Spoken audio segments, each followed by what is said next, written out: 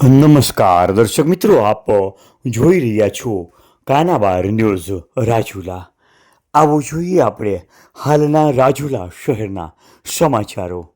અમને હાલમાં મળતી માહિતી મુજબ રાજુલા જાફરાબાદ પીપાવાવ કોસ્ટલ બેલ્ટ વિસ્તારમાં સૌથી મોટો ભૂકંપનો આંચકો અનુભવાયો. અડધી રાત્રે 2:24 આ ભૂકંપનો આંચકો અનુભવવામાં આવ્યો. લોકો ભર નિંદ્રામાંથી બહાર દોડી આવ્યા. શહેર તેમજ સોસાયટી વિસ્તારોમાંથી લોકો દોડીને રોડ પર દોડી આવ્યા. રાતભર લોકોના મોબાઈલ રણકતા રહ્યા. ભૂકંપનો આંચકો 3.7 કરતાં પણ વધુ હોવાનો અનુભવાયો. મહુવા કેન્દ્ર બિંદુ નોંધાયું. સત્તાવાર રીતે સિસ્મોલોજી વિભાગ દ્વારા જાહેર કરવામાં આવ્યું.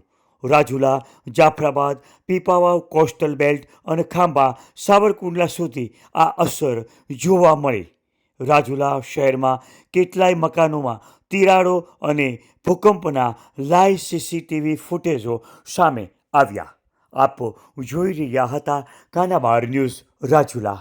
આપણા જ શહેરના આવા જ અવનવા સમાચાર માટે અમારી સાથે જોડાયેલા રહો. આપ જોઈ રહ્યા હતા કાનાબાર ન્યૂઝ રાજુલા.